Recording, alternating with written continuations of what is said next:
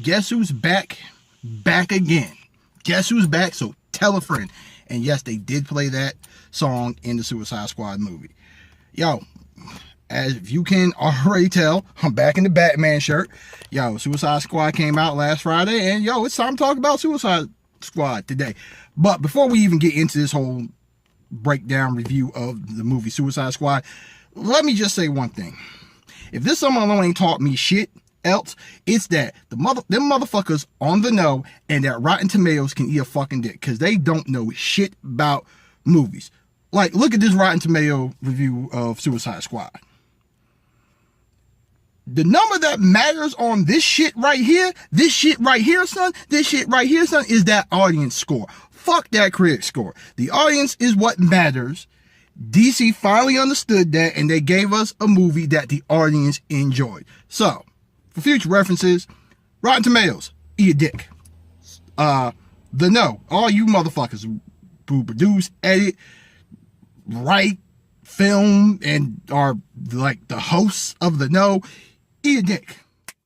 In 5, 4, 3, 2, 1. Suicide Squad. After the box office bomb that was Batman vs Superman, DC really needed a win to get their expanded movie universe up off the ground, and they actually managed to do that with Suicide Squad. I was worried. I ain't gonna lie to you. I was worried. I was scared. I was nervous. I was like, yo, if this Suicide Squad movie is not good, doesn't do a good job, yo, that's it. DC's dead in the water. Fuck the Wonder Woman movie. Fuck the standalone Batman movie. Fuck the Justice League movie that's coming out pretty soon. And all of those look kind of good. Hot, by the way, go YouTube, check out the trailers for all those movies. But yo, without this movie, without Suicide Squad, yo, I don't think really none of them would have got no real traction behind them. I'm sorry, that's just what it is. Batman vs Superman was just that terrible. Now let's get into Suicide Squad. All right, basically Suicide Squad, the premise of this movie, of the comic books, of everything that is Suicide Squad is Amanda Waller, the female evil bitch version of Nick Fury, decides to take the worst of the worst and make a team album with, built-in deniability. Shit goes wrong, yo, she gonna throw them up under the bus. Yeah, so that's basically the premise. Get a whole bunch of shitty-ass bad guy villains together and make a squad album and send them off to do stuff and save the world, all just to get some time shaved off their sentence. That's the premise of the movie. Now, all around, Suicide Squad is a good movie. It does have some bad points to it, only 2 of them, but those 2 bad points really don't take away from the movie as a whole. It does drag it down a little bit and doesn't allow it to be as great as it could possibly be. No, it's not on the same level as, Deadpool, Civil War, stuff like that, but it is still a very good movie. It's about 10 times better than Batman vs Superman. I can't stress that part enough. Suicide Squad is 10 times better than Batman vs Superman.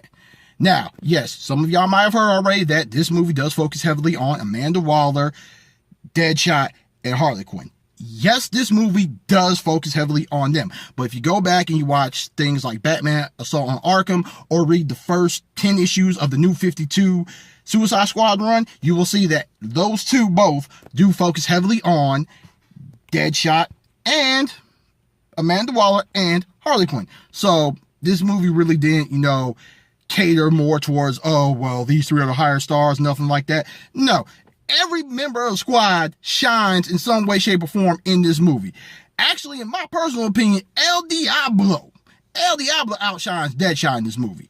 And I'll admit, I was really worried about Will Smith's Deadshot going into this movie. I was afraid he was going to Will Smith it and make it like kind of corny and not, but nah, he did a good job. Will Smith did a very good job as Deadshot. He played Deadshot like he would play Mike Lowry from Bad Boys if Mike Lowry lost all his money and went broke and now he has no money and he's forced to take on jobs for money. Yeah, that's how Will Smith played, and he did a very good job.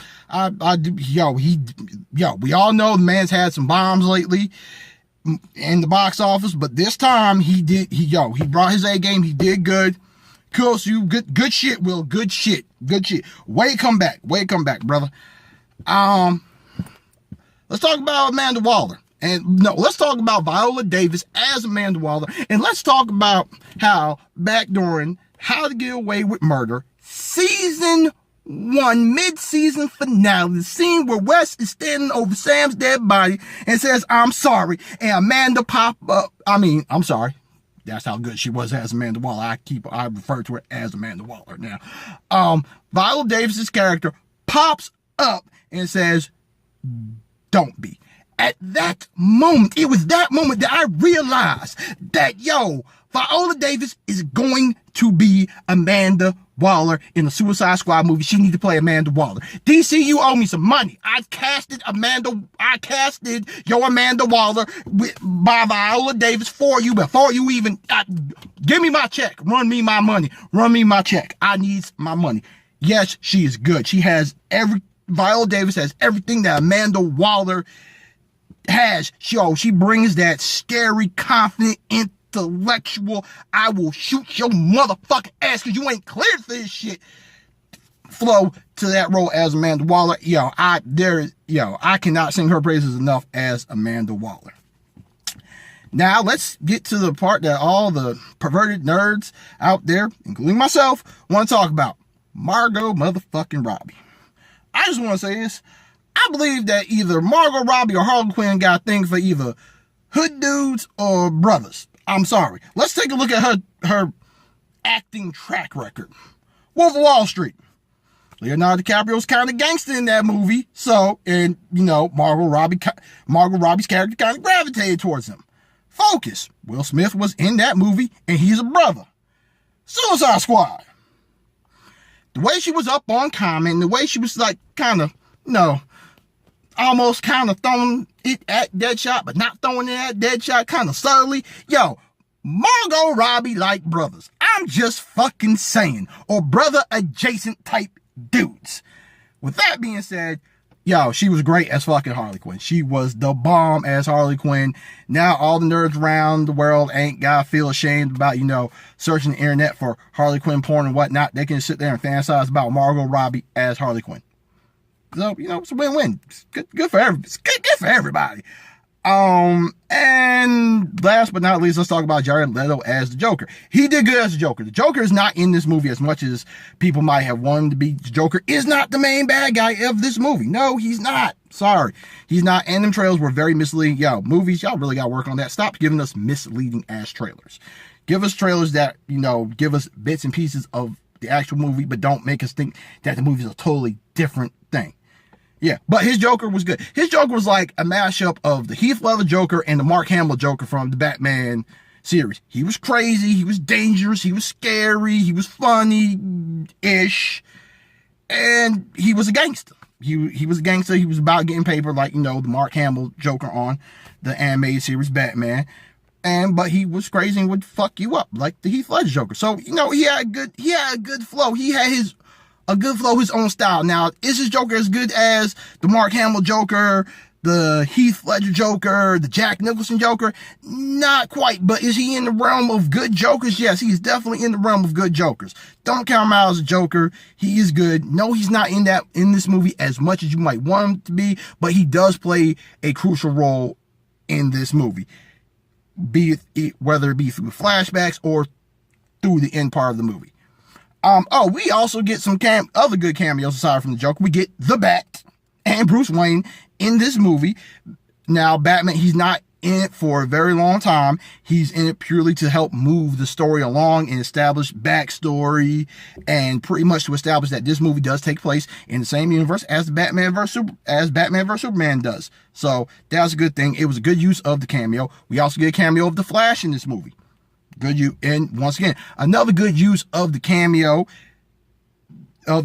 system. It's not like a blurry Superman silhouette like we got in the Supergirl series, but we get them there. We know they're established. They've been out there. They've been fighting crime this whole entire time before the Suicide Squad was formed. So we get, the cameos help to provide a little bit more backstory.